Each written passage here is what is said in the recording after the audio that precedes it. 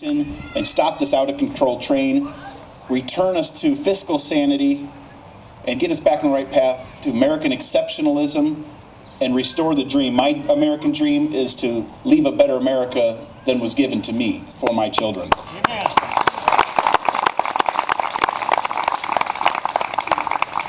Now more than ever, we need someone who has passion, dedication, and courage to go to Washington. We need someone who's going to look out more for their posterity than their own prosperity. How many of you have ever heard of a Pyrrhic victory? A Pyrrhic victory is a victory when you think you won, but you've really lost. Or you gave up so much in order to win that you lost. On the federal side, I want to turn health care into the Democrats' Pyrrhic victory. Amen. And we have a couple of state house candidates here, state senate candidates. We need to help them turn the marriage issue into the Democrats' Pyrrhic victory in Des Moines. Yeah. Now I'm going to get back to that courage of your convictions that I talked about earlier that the Navy taught me and my core values. I've been talked a lot lately on the blogs. People talking about how I ducked out of a debate recently and that I decided not to go. It was more than just deciding not to go. It was put on by a group, a young college group, that has nothing good to say about the United States of America. They blame America first. They blame us for the world's problems. They don't believe in American exceptionalism.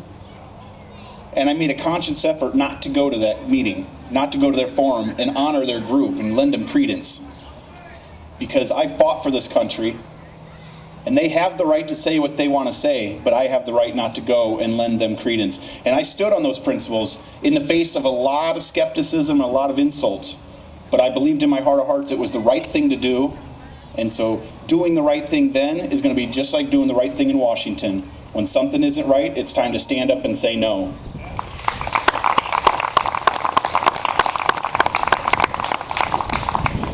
I want to get back to that posterity. Our founding fathers talked a lot about their posterity at great length.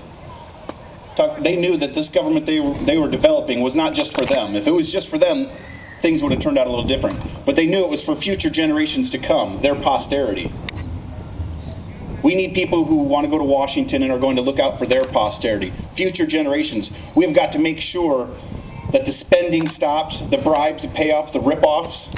It all has to end if we're going to look out for our posterity. And it begins with all of you people here today standing up, taking a stand, getting involved, staying involved. Now I have a platform for Washington when I get there. We need a new tax code in this country. I believe in a flat tax. I believe that we shouldn't be penalized for making more money. That is taxing prosperity.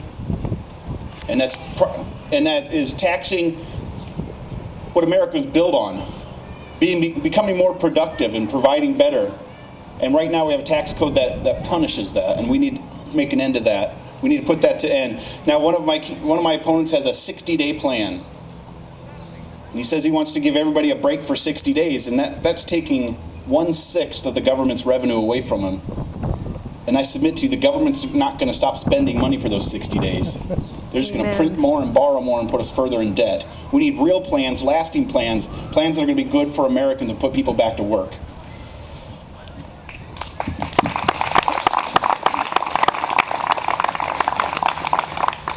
I'm a candidate that will support and defend the Second Amendment.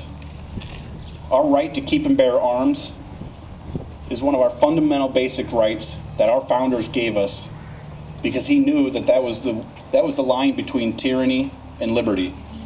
Also the 10th Amendment that says that the rights are reserved, those rights that aren't explicitly granted to the federal government are reserved to the states and the people.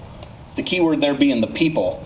Right now that is being overrun in Washington. They're overstepping the 10th Amendment. And I have made a bold statement that when we get a new governor, not if, but when we get a new governor, I will be in Washington working with that governor, making sure that your 10th Amendment rights are upheld.